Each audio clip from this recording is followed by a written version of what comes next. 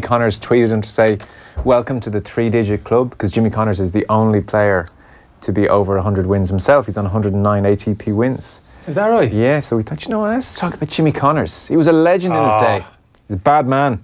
Nut job, wasn't he? Yeah.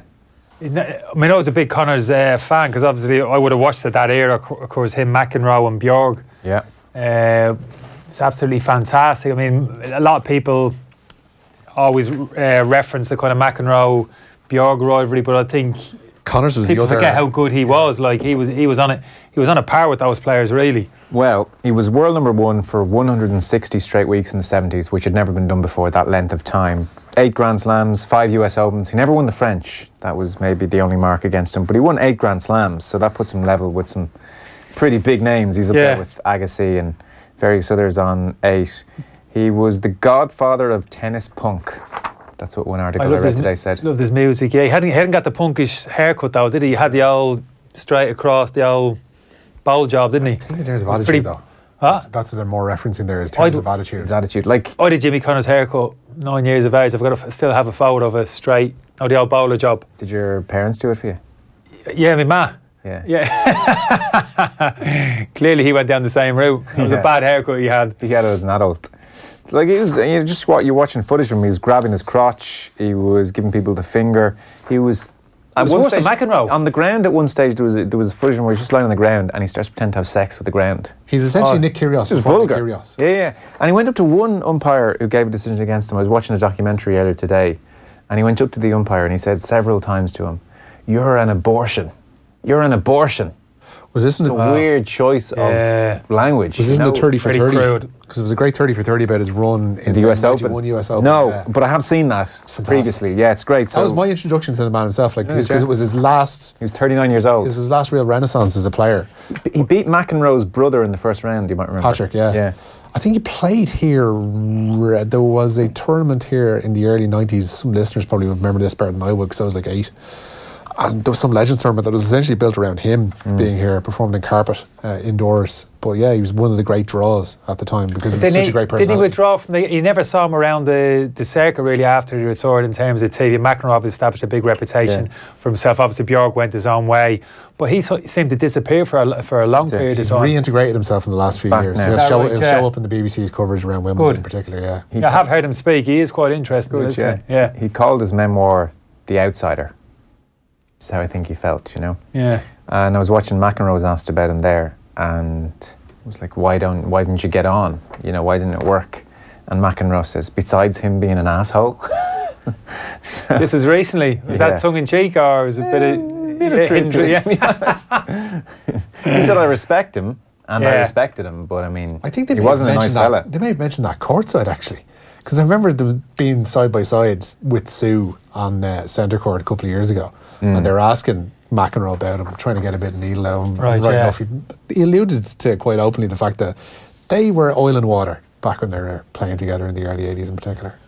Well, we're going to hear about him later on. We texted Luke Jensen, who's a regular on the show. He's great, he's American. And we just said, don't know if you know Jimmy Connors at all. Or Love those two qualifiers. He's great, he's American. Yeah, that's all you need to know. He won the French Open doubles with his twin brother. Luke Jensen. Yeah, I remember them, Jensen and Jensen. Yeah. Well, clearly, I would presume so. Yeah. Educated guess there. Yeah. No, I do actually remember them. Now you say it. Well, I mean, if you knew their names, I mean, that's proof. So we just texted him and said, look, on the off chance, we were thinking of doing something with Jimmy Connors, Roger Federer, he was texting him, you know, the only guy to be over 100 wins. Don't know if you know him or anything. And Luke texted back to say, I'm in. P.S. Jimmy Connors saved my life. ... That's all I know. Wow. So I'm in.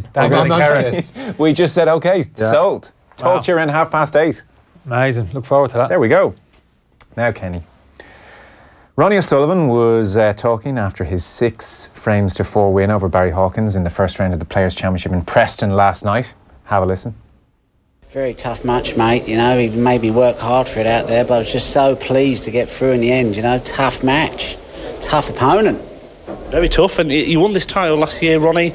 Not easy to defend a title, top 16 players, but you're in the next round and not far away from doing that. Got to be in it to win it, mate.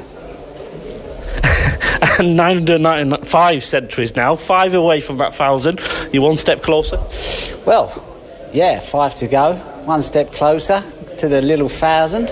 It'll be great to get there, and you never know, could get it at this tournament, could get it in Llandudno, could get it in Sheffield, who knows, mate? But it's exciting. Outside of snooker, Ron, how's things? How's life? You're running again, going well? Bloody terrible, mate. I'm having a right nightmare of a life, but I'm just loving being here talking to you right now. And give us something to watch on Netflix. I know you like your Netflix. At the moment, Dirty John, the documentary, quite a good one to watch for the lads out there, you know, but it's all good, yeah, loads, mate. I'll have a little look through my library later and give you a little update Friday. You caught me on the spot there, Blue. Get yourself a Vegemite sandwich and a pint of Foster's. Well done, Ronnie. Thank you very much. Well done to the interviewer for playing long. Well done. Yeah, that's true. I'm guessing this tournament wasn't in the Southern Hemisphere. No, it was in Preston. In Preston. I don't mind that, actually, in all honesty. Interestingly, it's not the first time he's done this. So we're going to play a clip here. This is from last May 2018, at the Crucible. Off the balls, Shane Hannon was over there. And Ronnie was giving it the old Australian one as well. I love talking Australian, mate. It just makes me feel so positive, you know. There's just such a positive race of people. You know, they just love to just bash us up in the ashes and all that, you know. I get a great kick, you know, and just feel kind of good, you know. Can you tell me about that 5-minute, 20-second maximum break only in an Australian accent? Yeah, I remember I got in, mate, and he kind of left me a nice red, and I cannoned the black over, and it just kind of happened so quick, mate, you know, and I was just thinking, wow, this is great stuff, you know, making a 147 and, you know, at the Crucible Theatre, 167 grand, mate. I was thinking, get in there. Top man, thank you very much. Cheers, mate. Enjoyed it, mate. It's been a great interview. Yes, I don't know. He's definitely refined the accent. It's definitely improved from that original attempt. He's given it a decent go over the course of the last while. Yeah, it's definitely improved there. I'll give him that. That's perfect. Apparently he just does it, 1, to stave off the boredom of interviews, and 2, makes him feel all right, you know? Puts him in a good humour. I used to do that. Yeah, I don't mind that. Still do that. I still do that in the office. You can't go through an 8-hour shift without using about 25 impersonations. But I used to serve people in HMV back in the day using different accents just because it was like... The tedium. Yeah. So somebody would come up to me going, oh, sorry, do you have this like 9 Inch Nails album? It's like, oh, we haven't got it in stock at the minute, mate, but I'll have a check for you in the computer. And like conduct this like 5-minute thing with a customer whereby they're thinking, yeah, oh, this lovely fella from Liverpool's after ordering something buying it. Yeah, and the next thing you know, I'll go up to the till, call for the next customer, next there, please. And they'll be looking over going, what's happened? You were from Liverpool a minute ago. Give us your Manchester and Mancunian accent, because that's not easy off the back of the house one. That's a tough segue. Yeah, that's a tough segue. That is. I'm putting you on the spot here. Go on, don't overthink it. A bit like Ronnie, don't overthink it. You've got me overthinking now. Come on. Who's your Manchester? Who do you hear in your mind when you do it? I could have easily said Newcastle, Geordie, but no, I said I'll really test him and throw him the Mancunian. Whenever I hear Mancunian, I think of Peter Hook from New Order. He's constantly talking like this, you know. Oh, it's good. That's good. It took him a while, though. Joe. We needed that 15 seconds earlier. Try and segue quickly. Give me Liverpool, Manchester, back to back. Go. It's a very difficult thing to try and segue something from Liverpool Good start. into Manchester, you know what I mean? Because Kenny! Yeah, that was good. No, that was good. Yeah, give him that. He's retrieved it. Well done, Rich. I am a dancer. Oh dear. We're on the air, you know. This is a radio show. Yeah. Would Kenny, wonders Daz, have been a serve and volleyer or more of a finesse player? Well, I used to play. I was over the gate, the house out in Coolock where we were, because I would have watched the Wimbledon would have been big growing up. I would have watched a lot of the cricket. I might have said this before, over the summer, the Ashes. Anything that's on BBC for free over the course of the summer, you're watching it. Yeah, you're all over it. Yeah, so we would have been playing tennis over the gate, literally, the small gate. One of us inside the property, the other actually halfway on the road. So invariably, I'd say 50% of rallies would have been stopped. Cars coming. Yeah, cars coming, like, so. But I would have been serving volley. Had to get to that gate, tight little area. The car was only barely big enough to squeeze the little Datsun Sunny in. So once you got to the net, forget it was all over. They're covered. Yeah. Serving volley, definitely. It's a great sport. It is. I was never good, I must be honest. I played a couple of times with the lads. Remember, with the Ireland team. Remember, I've been away a few times, and the big court. No, forget it. No, backhand's weak. Is it? Oh, it was just literally get it back over the net. It's all about practice, Kenny. Yeah. So I have a lot of respect for people who play at a high level. I think it's a great sport. Yeah, amazing sport. So, just a quick one as a matter of interest. So later on, I mentioned we're going to talk to journalists from Der Spiegel, and they're very much linked up with the Football Leaks people who are giving them all the documents about what Manchester City are up to, which is... What are they up to, Joe? Well, it's not good. Are they up to all sorts? All sorts. Oh. Third-party ownership, the latest, even though it's banned the world over, third-party ownership, but they're getting involved in that, allegedly, and skirting financial fair play rules. And yet, Kenny, we were just talking about this yesterday, no one really seems to care. It's true, isn't it? Everyone's either bored by it, It's got the heart, or just thinks, ugh, no, it doesn't matter.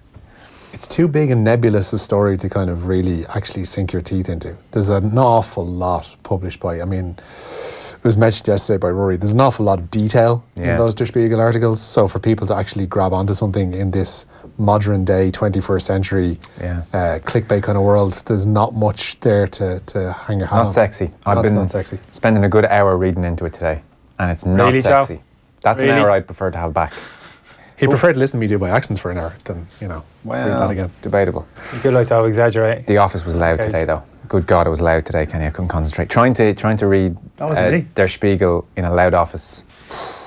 What was going down? What was going on? What wasn't going down? Well, it didn't get any quieter when you came in, my friend. It's good energy. I like that. I like a lot of noise in the office environment. Rich, no way, really. Noticed. Last one then. Eddie's texted in. Kenny's been in the studio 12 minutes and counting, and not one mention of how he feels about pancakes. Come on, lads, know your audience. Big question. We haven't spoken about food in general. We haven't even mentioned food. 15 minutes. That must be a record. On Pancake Tuesday. Oh, of course it is. Yeah, Pancake. Did you not realise? Didn't even realise. That's upsetting. Used to be whipping them up in the frying pan in the house. Did you make them yourself? Nah, me ma. And so let's get to the key question. What are your toppings? Oh no, wouldn't have gone into a little bit of sugar, which is unheard of now, isn't it? Sprinkling caster sugar on stuff. I mean, no, it's not. No, you're still into that? Still doing it. Do that. Oh no, I couldn't. No. Do you even have sugar in the house? Would you have the old granulated in the? Yeah. Oh no, I wouldn't actually. Yeah, exactly. Yeah, no, it's gone. We've had a cup. Yeah. The only people who accept demand sugar now on their tea, see, workmen. That's in my experience, the last 5 years, the only people I've served sugar in their tea is workmen. But how many people do you serve tea to? I'm quite a sociable person, Joe. I mean, I wouldn't be, accosting people on the street and inviting them back to my house for tea, but the neighbours, the socials, everybody's welcome in for a cup of tea. Right. And it's the workmen who But generally nobody, I mean, people, you don't even ask. You don't even ask that they want sugar, you serve it, but the workmen I've noticed, we've had a couple in the last 6 months, and then rock you back. Do you want to sugar? Yeah, 2 sugars. Oof. Straight up to Mrs. Have we got any sugar? Where's the sugar? So what do you put in your pancakes then? Just sugar? Bit dry. No, I wouldn't even have maybe a bit of jam or something basic. I don't like the lemon. No, I like a bit of jam. I don't like the lemon. The lemon's a bit bitter. Yeah, exactly. Lemons often are. I'm with you though. A bit of jam. Nutella's very much the in thing. That's American. We're going Americanized well, again. Of course we're going American. It's like Halloween. It's like trick or treats. We're going on that road, didn't we? Nutella's European. Nutella. Happy holidays. What is it you can't call Easter now? Oh, Easter eggs are now just chocolate eggs. That's what I heard the other day. Oh, world's gone. Let's not start Game's that, gone, Kenny. Let's not start that. Nutella's the big one on the pancakes. No, never. I'll never accept that. I'll never accept it. Bit of jam, I'm with you. It's a brave new world, Kenny. You have to accept it. You have to roll with the punches here. Right, we've dealt with all the big issues of the day. That is our show. So, Champions League preview at 7:30. We'll go over to Madrid and talk to Phil Kitro-Milides. He works for Madrid about the Gareth Bale situation. 8 o'clock, Kieran McGeehan with her bronze medal around her neck, and then Luke Jensen talking Jimmy Connors, and then a busy football show as well with some Der Spiegel journalism, WikiLeaks, football leaks. Make it sexy, Joe. I'll make it as sexy as I can. Clipping that and putting it in a montage. Good man. Right, start your bloody Newsround thingy. Tottenham are hoping to safely navigate their way to a first Champions League quarter-final since 2011. Tonight, Mauricio Pochettino's side holding a 3-0 lead over Borussia Dortmund going into tonight's second leg at the Westfalenstadion. For Spurs, Hugo Lloris starts in goal. They have a back three of Toby Alderweireld, Davinson Sanchez and Jan Vertonghen, with Serge Aurier and Ben Davies providing the width in midfielder Harry Winks and Moussa Sissoko, with Christian Eriksen and Heung-min Son in behind Harry Kane. It's a far stronger Dortmund lineup than were at Wembley 3 weeks ago, with Roman Berkey starting in goal. A back four then, Marius Wolf, Manuel Akanji, Julian Weigl and Abdou Diallo. In midfield then, it's Mario Götze and Axel Witsel. Jadon Sancho, Marco Reus and Rafael Guerrero are in behind the returning Paco Alcacer. Elsewhere, defending champions Real Madrid holding a 2-1 advantage over Ajax ahead of tonight's second leg at the Bernabeu. For Madrid, Thibaut Courtois starts in goal. A back four of Dani Carvajal, Rafael Varane, Nacho and Sergio Reguilon. Toni Kroos, Casemiro and Luka Modric are in midfield. Lucas Vazquez and Vinícius Júnior either side of Karim Benzema in their front three. For Ajax, Andre Onana starts in goal. Noussair Mazraoui starts in the back four along with Matthijs de Ligt, Dadi Blind and Nicolas Tagliafico. Donny van de Beek, Lasse Schöne and Frenkie de Jong are in midfield with Hakim Ziyech, Dusan Tadic and David Neres up front for them. Kick-off in both of tonight's games at 8 o'clock. Yeah, we'll talk about them in good time. So, team news from Six Nations Ireland? Yeah, what we have of it so far, still very cards close to the chest kind of stuff from Carton House this week, but Robbie Henshaw remaining it out for Ireland's Six Nations meeting with France on Sunday. The versatile Leinster back's been suffering with a dead leg for the past number of weeks, with the RFU saying the injury is taking longer than expected to heal. Joey Carberry's hamstring injury, though, is said to be progressing well and his training is being managed in the early part of the week. Joe Schmidt is expected to name his extended squad for the remaining 2 games of Ireland's campaign tomorrow. Meanwhile, France head coach Jacques Brunel has stuck with the same 15 and replacements for Sunday's game. Interesting. Beat Scotland 4-0 Do you know the last time they'd done that? You didn't see that in your Haven't travels seen it today. yet. No, but it's been It could be years. Yeah. It really could be years and years.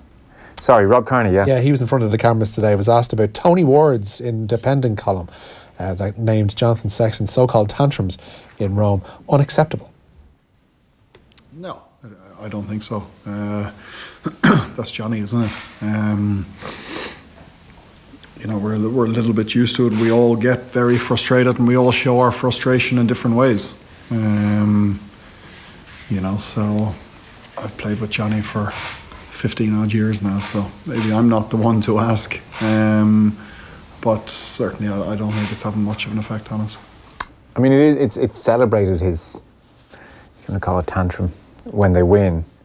So I appreciate things are going to be looked at more when they lose. It probably is different, as Kearney says, if you're Kearney's age as opposed to if you're the 21-year-old. And it seems like people have said it's Stockdale that Sexton was talking about. I don't know if that's the case. He did have a go at him for one particular pass, I think. There is a difference between a 33-year-old Rob Kearney who's around Johnny Sexton every day and Stockdale as a 20-year-old in his second championship, seeing Sexton have that kind of go at him. The same body language, regardless of age and experience, the same body language is interpreted differently depending on the situation. Yeah. Like if that misplaced pass happens when Ireland are 34-0 up, you kind of brush it off. When you're struggling to get things together against a rather average Italy side, less than average Italy side, that kind of stuff can really impact on a player's performance. Your man here will probably tell you more than anyone.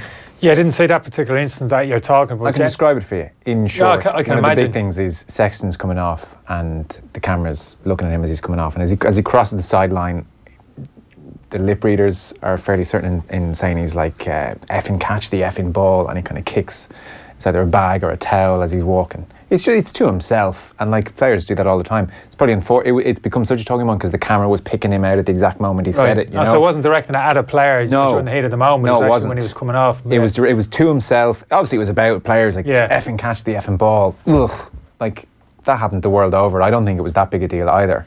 And it's because the general air is negative around the team at the moment. So it's probably much ado about nothing. There's been like a 2-week build-up. People are trying to write about stuff. I think Kearney's right in terms of more experienced players who've been around that individual for a long period of time, understand how he kind of operates. And more experience you get a bit more battle hardened. You're able to deal with those type of things. Even if it's directed at you 1v1 on the pitch, you can take that. It doesn't affect you. Younger players is a slightly different issue, and I don't know, I'd be surprised maybe if Johnny Sexton during the course of the days immediately after that, when the squad even the day after they hooked up together, maybe didn't take the time in a 1v1 situation to go to that player and just maybe have a brief conversation. That's what generally good pros do, good experienced pros. So they don't let it fester. If there's any issue there which is flagged, and best to go there and have a brief conversation and kind of move on quickly. So I'd be surprised if that spiraled into a big issue within the squad. No, I really wouldn't think so. I think it is just a case of there's been a 2-week autopsy of this Italian game, and by all accounts the team were encouraged to go out in Rome the night after the game or the night of the game. A few drinks, relax. And they were in Belfast last week for a training camp. They went out for dinner, a few drinks. They did the Black Cab tour.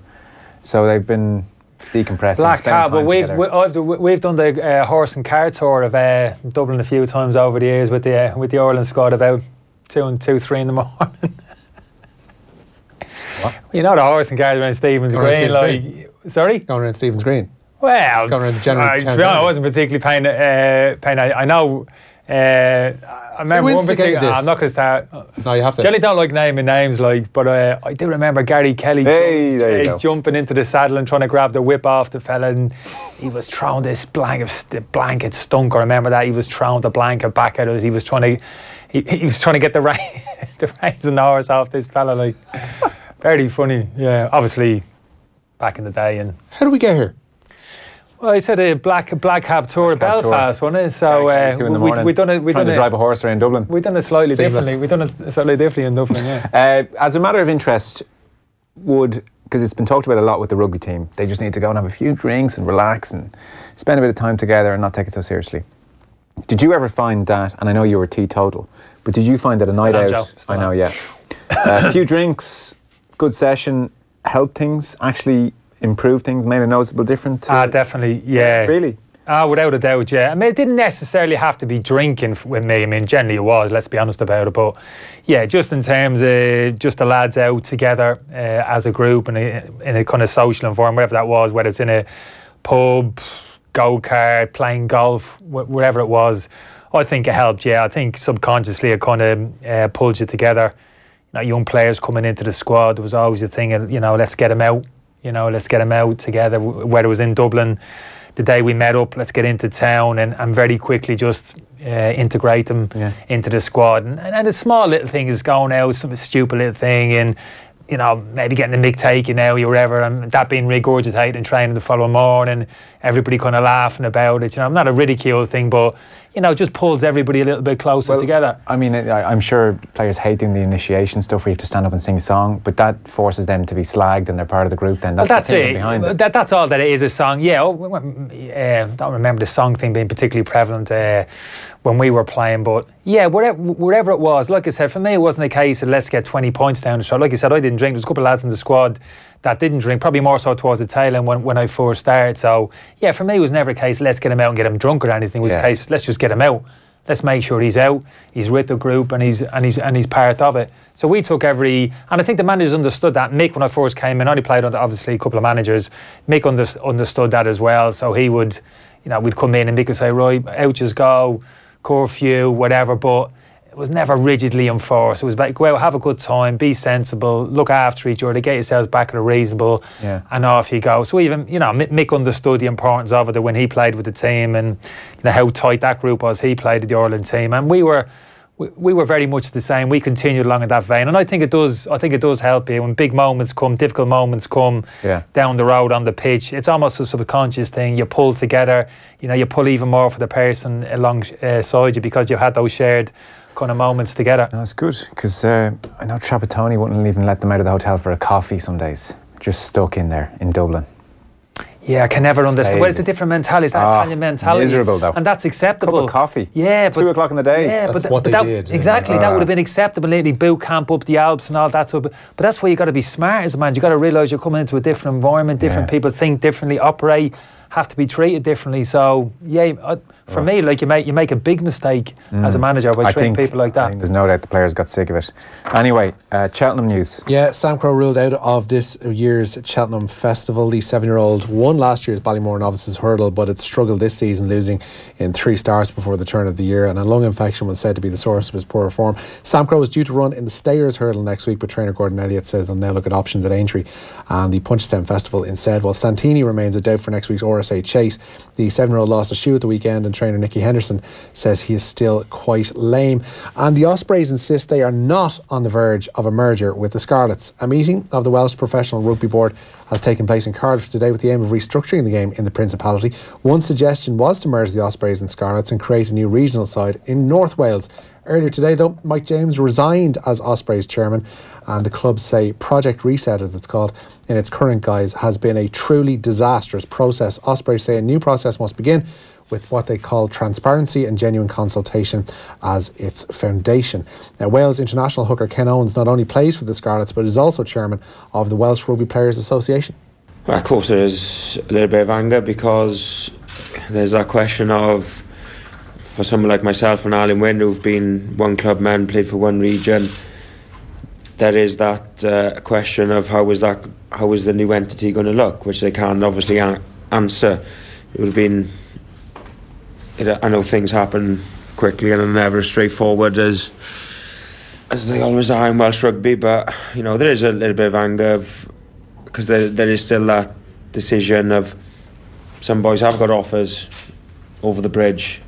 Do they take that offer to secure their livelihoods, or do they wait to see what is happening in Wales? And I think there is still anger at the uncertainty that still lies, but you know, I got to play a little bit of devil's advocate in my role as chairman of the Players Association and sort of go, you know, the bigger picture is there is going to be work for, you know, 4 teams. There's going to be work for players in Wales. Yes, it's a bit of a mess, really. It's an absolute shambles as well, and some news that's broken in the past few moments as well, and disappointing news from an Irish sporting perspective. Hockey Ireland saying they today accepted the resignation of senior women's head coach Graham Shaw. He's leaving to take up the position of head coach of the New Zealand senior international women's side. He is, of course, the man who led Ireland to that World Cup final appearance last year and had set them on course for qualification, one hopes, for Tokyo 2020 and a first Olympic qualification for the Irish women's side. So disappointing news. Graham Shaw resigning as Ireland women's hockey head coach and leaving to take up a role with New Zealand. Wow, that's a massive blow, isn't it? It's huge, considering that they'd only actually started, their campaign proper to qualify for the Olympics will begin here at home, funnily enough, in June. And it looks as if that they've got a fairly navigable pathway towards qualification for the Olympics, and given the fact that they've got the stature of a World Cup final appearance behind them in the past 9 months, that this seemed like it was going to be doable, and with Shaw leading them there. But for the second time in the space of a year, we've seen our Ireland head coach tempted elsewhere. Craig Fulton, who'd done such great work with the men's side, particularly in leading them to Rio 3 years ago, left to go and work on the continent, and now we're seeing Graham Shaw head for New Zealand. Well, I can't say I'm a hockey expert, but I've just looked up the world rankings, and New Zealand are 6th in the world, and I don't see Ireland here in the top 20, which is all I have in front of me. So it's Ireland are 8th. Excuse me, 8th. Ireland are 8th. New Zealand are 6th. It's much of a muchness. I'm guessing clearly there's a financial element to this, Joe. And maybe traditionally New Zealand are a good bit better than Ireland. Ireland are obviously as high as they've ever been. Maybe Shaw feels that's not sustainable. Maybe that's, you know, he's probably thinking, is that as far as I can take the team? He might, you know, all those thoughts. Yeah, you would think hanging in there for the next 18 months to see if you can get them, like whatever about a World Cup final, to get them to an Olympics is huge. It's a pity. You wish him well. Always a great fella to deal with. So that's breaking news this evening. Graham Shaw leaving his position as Irish women's hockey coach, joining New Zealand instead. Yeah, Chelsea have appealed against their transfer ban from FIFA. The Premier League club banned from signing players for 2 transfer windows for breaching rules when signing overseas players under the age of 18. FIFA would not say today whether the ban is suspended pending the outcome of the appeal. Alexis Sánchez, meanwhile, is likely to be out for between 4 and 6 weeks. His Manchester United caretaker manager Ole Gunnar Solskjaer revealing today that Sánchez will be missing for that period. He was speaking ahead of tomorrow night's Champions League last 16 second leg away to PSG. Sánchez picked up the injury in Saturday's 3-2 win at home to Southampton, but contrary to earlier reports, should be able to return before the season's end. Meanwhile, PSG head coach Thomas Tuchel says Edinson Cavani could feature tomorrow night at the Parc des Princes. The Uruguayan hasn't featured since suffering a hip injury a month ago in the Ligue 1 victory over Bordeaux. And just one last story on the Germany retirements. Jogi Löw has flown into Munich and delivered some bad news. 3 World Cup winners no longer involved with Die Mannschaft. Thomas Müller, Jerome Boateng and Mats Hummels all started the 2014 World Cup final over Argentina and have 246 international caps between them. But head coach Jogi Löw says 2019 is the new start for the German national side following a disappointing 2018 that saw them dumped out of the World Cup in the first round and relegated from the UEFA Nations League. Löw thanked the Bayern Munich trio for their years of service to the national side, but says now is the time to give the team a new face. Boateng is one of those to speak publicly about the decision, saying he's disappointed but respects it nonetheless. Nice option to have, to be able to dump out Müller, Boateng and Hummels. Don't think we'd be getting rid of them just yet. Yeah, but it's kind of unprecedented in terms of manager telling players that their careers are over. Generally, it's just, this is a conversation was had behind closed doors, and the players are allowed to make public comment themselves, actually retire themselves. For the manager actually come out and say, no, I'm standing these players down, that's pretty much unprecedented. What if Muller goes and scores 40 goals next season? I think his days of scoring 40 goals are behind him, but you know. The evidence suggests that those days are behind him, and similarly for Boateng is probably on the downward curve, and Hummels' pace has gone in terms of defender. But Hummels was outstanding at Liverpool at a game at Anfield the other week. I thought he was absolutely outstanding. I'll take the point in terms of the best days are behind him, but almost like a little bit disrespectful to the players. Like I said, in that situation, you pick up the phone, you go and meet them personally. I presume as a manager. He did. I presume, he flew into Munich, but he went public. He did fly into Munich to meet the lads. But to actually make a comment, this is a new start, that indicates I've made the decision, I'm standing these players down. That seems to be I was reading Boateng's, he's obviously released a series of tweets about it, and he seems to be completely okay with it. He understands, disappointed, that he wants to obviously continue on, but he says he was a new player in the squad once upon a time, and he can understand that need for transition and for new players to be given the room to come through. And why even come out and say that? If that's the case, and Lowe doesn't want to pick Boateng anymore, Boateng clearly wants to play, he's motivated to play for his country, say nothing, just don't pick him. He hasn't, then you're not making, but to make a big issue, I'm standing this lad who's desperate to continue playing for his country, you know what, I'm not even going to consider you. No, I hear you're what out. saying. It is very strange, it's unusual. Did you announce your retirement? Kenny doesn't do announcements. Did you?